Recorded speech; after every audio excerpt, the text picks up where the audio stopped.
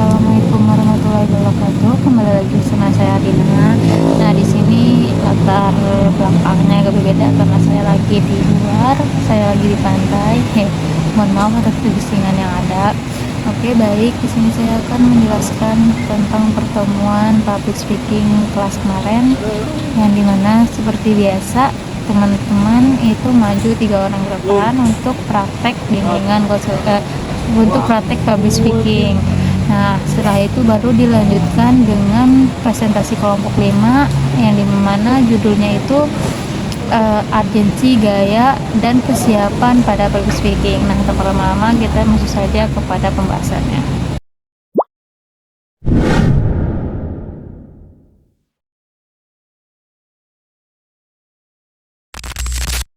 Oke, di sini saya akan membahas tentang urgensi. Pertama, urgensi. Nah, yang dimana pentingnya keterampilan ini dapat dilihat dari berbagai perspektif yang mencakup perkembangan individu, kemajuan karir, serta kontribusi pada masyarakat.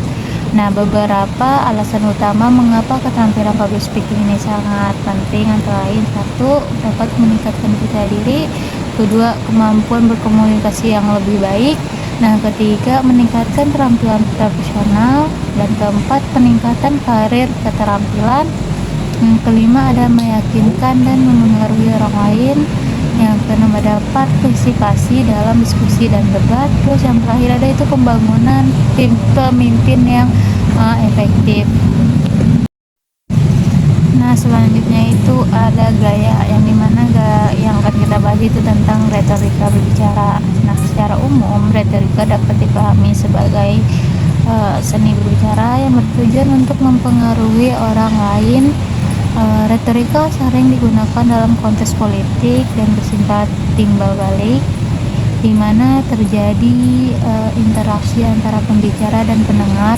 Dalam proses ini, pembicara menggunakan simbol atau bahasa tertentu untuk membangun hubungan dengan audiens.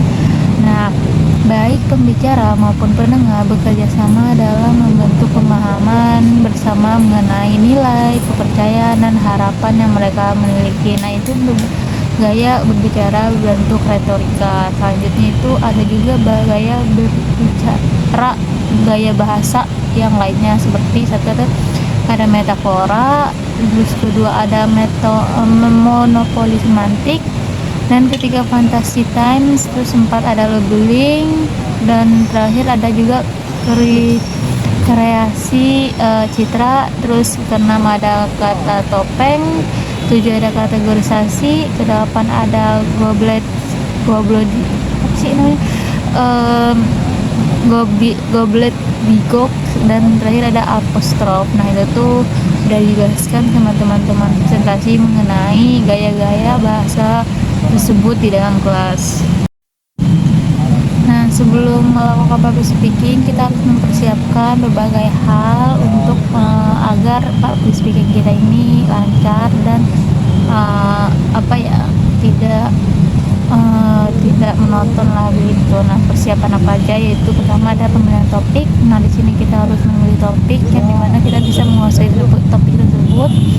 Terus yang kedua ada persiapan materi. Nah, yang ini juga materi yang kita siapkan sesuai topik yang ada, itu kita harus paham dengan materi tersebut. Terus yang ketiga, persiapan struktur penyampaian materi. Yang keempat, pemilihan alat bantu presentasi seperti mic atau sound yang akan berguna pada penyampaian materi. Terus yang kelima ada persiapan mental.